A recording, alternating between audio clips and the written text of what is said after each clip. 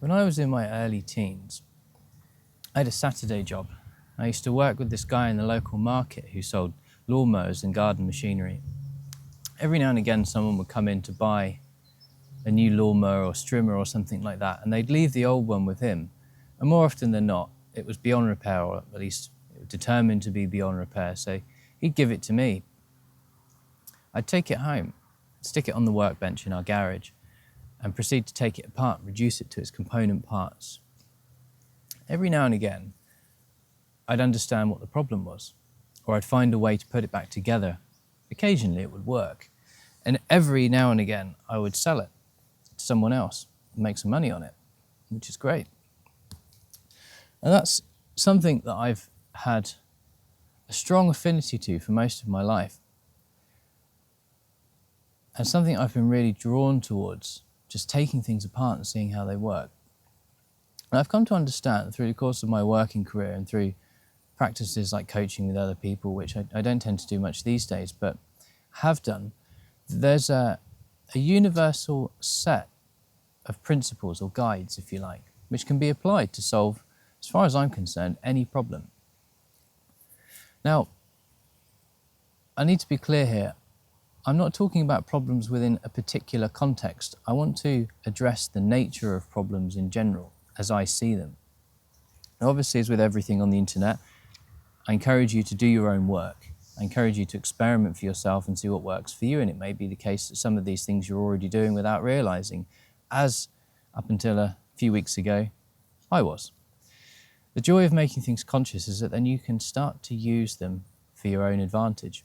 You can start to use them and you can start to share them with other people. And you can start to apply them in wider areas of your life than perhaps just your relationships or your passions or your career, because it's universally applicable. So something I learned from a very young age is everything can be reduced to its component parts. Often when we look at something and we determine that it has a problem or there's something wrong with it, what we fail to realize is that the problem is relative to the purpose of the thing that we're looking at. I mean that in the sense of a car. Let's take a car, for instance. A car's primary purpose is to transport you from A to B. Now, it has loads of other features and there's loads of other things it can do, but primarily, you get in your car, you drive somewhere, you arrive there. If the car isn't able to do that efficiently and safely, then you could say that it's not fulfilling its purpose. In that instance, you might determine that it has a problem. So step one, understanding anything helps to know the purpose. If we use a different context, completely different example, relationships. Now, the purpose of relationships, you could say, well, it depends on the relationship. But if you look at the word relationship, first word, relate. When you say something, or I say something, and someone else hears it, or you hear it, or I hear it, and we go, yeah, I can relate to that. And really what we're saying is that at some level we're in alignment, we're in agreement. So to relate to something is to be in harmony with it. To relate to someone else as a partner, as a friend, as a colleague, or a co-worker, essentially what we're saying is at some degree we're in alignment. So our purpose in the relationship sense is to be in alignment, is to relate to one another. Now, I'm being very generalist here because relationships have varied contexts and it's very easy to take those things out of context, and I feel that may be the subject of another video, but for the moment we're talking about problems specifically, so I want to keep focused on that. If we take those two examples, purpose.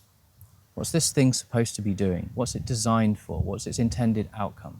That helps us to clarify whether or not the problem is actually just a problem that we've created, which, as I'll get to, it always is, or if there's a genuine issue that needs to be attended to beyond that.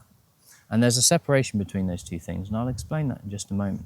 But purpose is the first step. To understand the purpose or the intended outcome of a particular circumstance, situation, relationship, object helps us to identify whether or not it's operating based on that intended outcome. Second thing is, what's the problem? How do we define a problem? Well, a problem is relative to the purpose. If something is performing other than to its intended purpose, then you could say that it has a problem. But you could also say that perhaps it's been modified. So where do we draw the line? I want to make a distinction here, and some of you may not agree with this, but it's my perspective. So again, take it with that in mind. A problem is always a perception. A problem is always a perspective. And you could say, well, how does that apply to a car if a wheel's hanging off? Well, have you seen those videos on any of the social media sites where people are driving down the road with wheels hanging off? To them, it's not a problem. How about a relationship? So you could say, well, doing this to your partner in a relationship or doing this in a workplace relationship, that's not acceptable, therefore there's a problem. To that person, it may not be. So the problem is always relative to the one who's perceiving it. The reason that that's important is because often we can go off trying to solve problems that don't really exist, when actually the thing that's really causing us harm is our perspective. So consider whether or not, first of all, your perspective is the thing that's causing you harm, or whether or not there is actually something that genuinely needs your attention. And you may have to label it as a problem, but ultimately it's just something that you can look at and say, well, this is not performing based on its intended purpose. Another word for a problem I like to think of is tension or incoherence. And when we walk into a particular environment or we look at a particular thing, we sense coherence or incoherence in that. And that's just a felt sense, right? It's not the information that that thing may be providing us with. And I know that we live in an age of data where information supposedly has more weight than anything else. But ultimately, who's perceiving that information and what are they doing with it? If you're driving in your car and your car dashboard is telling you everything is okay, but there's a rumbling from somewhere, well, there's an incoherence there. Something in you says there's something not right and maybe I need to attend to this. So just to loop back, what's the purpose of the thing that you're looking at? Is it performing to that stated purpose or not? What's the problem as you define it? Remember, this is your perception. What do you perceive to be wrong? What do you think is incoherent or feel is incoherent? Where is tension that is unresolved? There's two things. Third step is to simplify it. And what I mean by that is reducing everything to its essential functions or its essential nature. When you look at a car is essentially, for most part, wheels, brakes, an engine. Like it moves forwards, you've got a body, has some wheels, the contact with the ground, has some kind of propulsion system, has a braking system, and has some bits on the inside. But essentially, most cars are comprised of the same components. So generally speaking, when you take a car to someone, they know roughly how to fix it, how to solve problems with it, how to diagnose it, because most things are designed in the same way. And that hasn't always been the case, but generally these days things are standardized, which makes problem solving easier. But essentially, when you're looking at a problem, if you can reduce the thing that you're working with to its most simplest essence, then essentially it's easier for you to remove all of the potential distractions and details around the outside, which actually can serve to create just more confusion than anything else. With a car example, if you're driving in your car and you've got a problem and the wheel is making a noise, then it's probably not going to be very helpful for you to have all of the windows down if it's a windy day or it's raining. It's probably not helpful for you to be having a car full of passengers that are talking or a radio that's turned up really loud. So these are all of the extraneous details that you remove to get to the simply essence of the thing that you're trying to work on. In a similar sense, you can also ask yourself a series of questions. Where is the noise coming from? Does it happen at particular speeds? Does it happen when I turn corners? Does it happen when it's raining? When did it start? And by this process of elimination, you can start to reduce all of the complexities around the outside to a very simple set of parameters.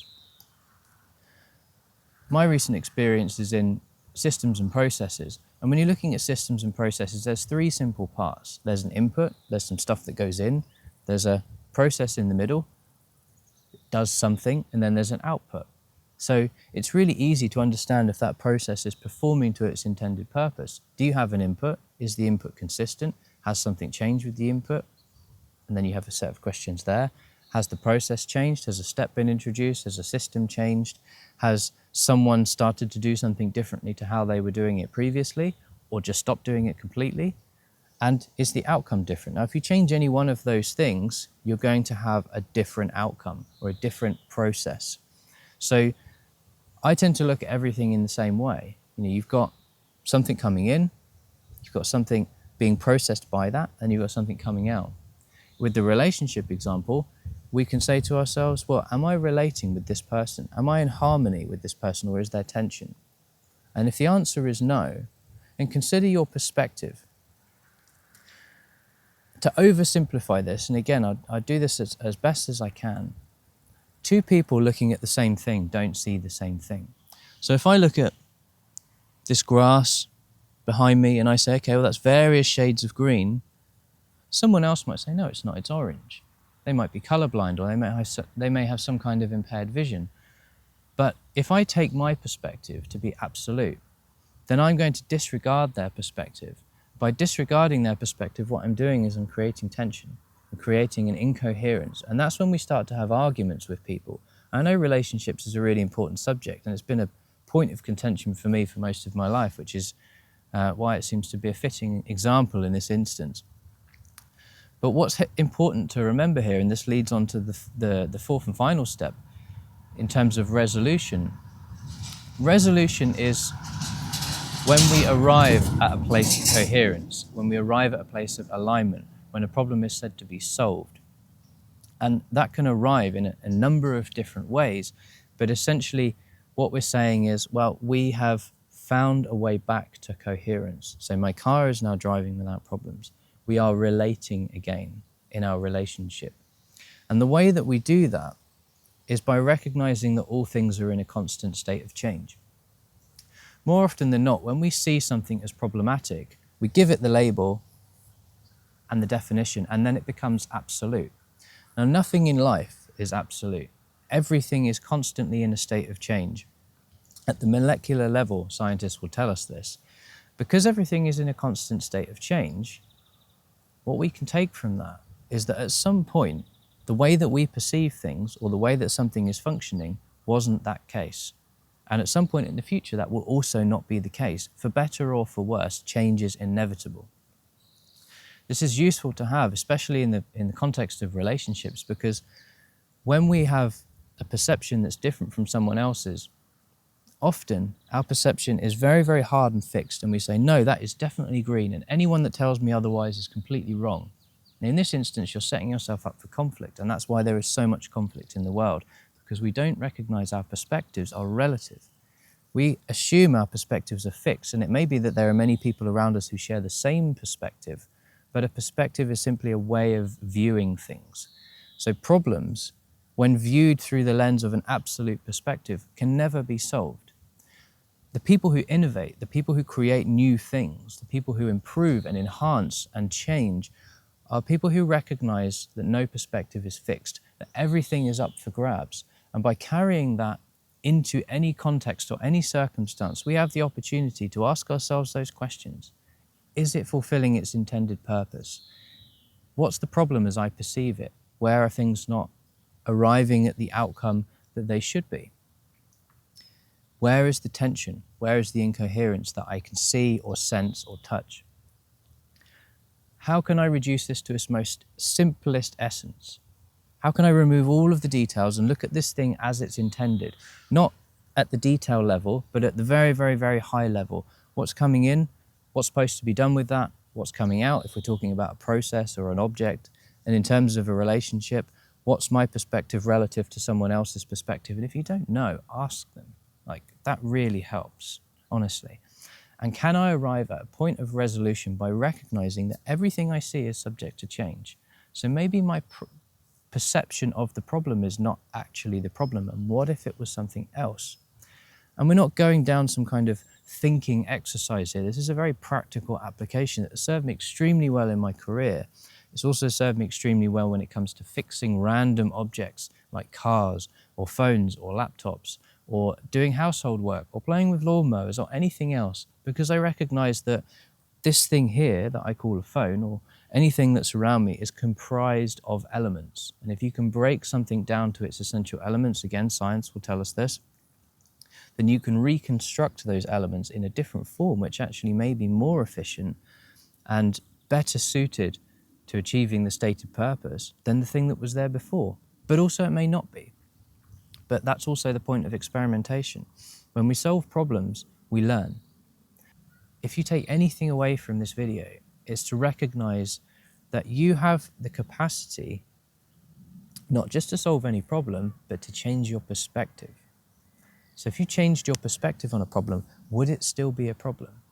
If you recognize that someone that you're not relating to has a different perspective to you and you accept and honor that perspective, even if you don't agree with it, are you more likely to be able to relate to them? And in the workplace, that's really helpful. Is this system or this process or this functional object that you're working on, is it actually doing the thing that it's supposed to be doing? And maybe as an exercise, you can try and make it better. And there's nothing wrong with that. But also to recognize, ultimately, it's you as the perceiver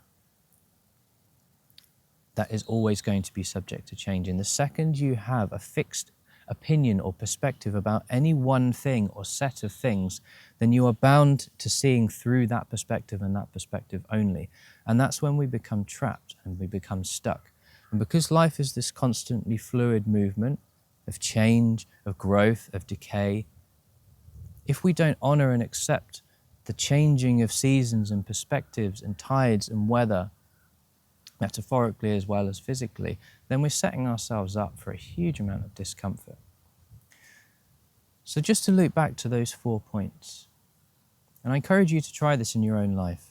Look at something that you're working with right now that may be out of alignment. It may be disharmonious. It may be incoherent. And it can be something very practical and physical that you can see objectively without any emotional attachment.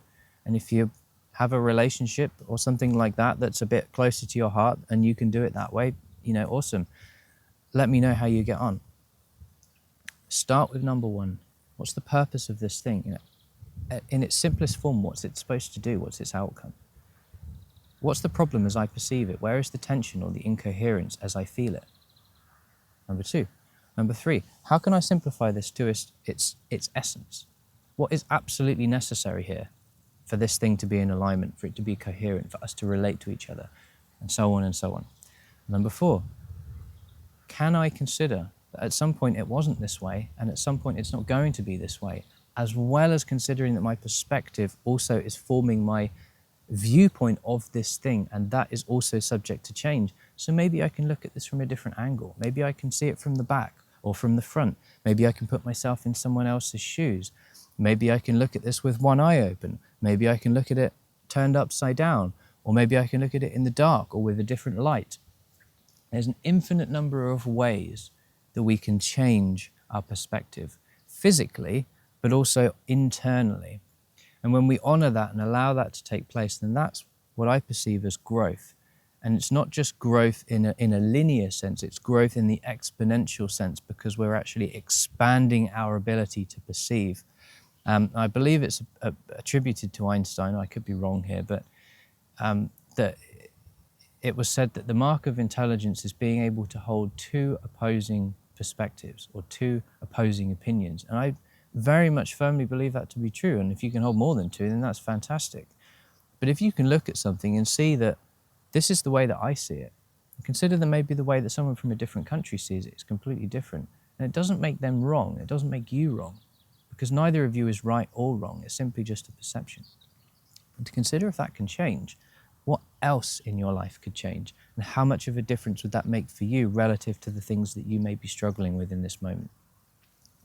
So please tell me how you get on with that. I want to know where you may see the gaps, if you think there's a gap somewhere, if you think there's something I've overlooked. Now, as I mentioned, I'm keeping this simple because simplicity is the best way forwards.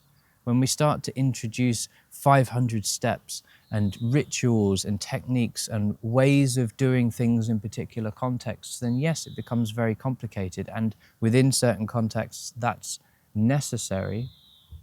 But in the generalized, simplified view of life, which I prefer, I believe everything can be solved with a change of perspective. I believe everything can be solved by acknowledging that all things are subject to change over a long enough time horizon. everything that we see here at some point didn't exist, and at some point it won't exist, including this and you.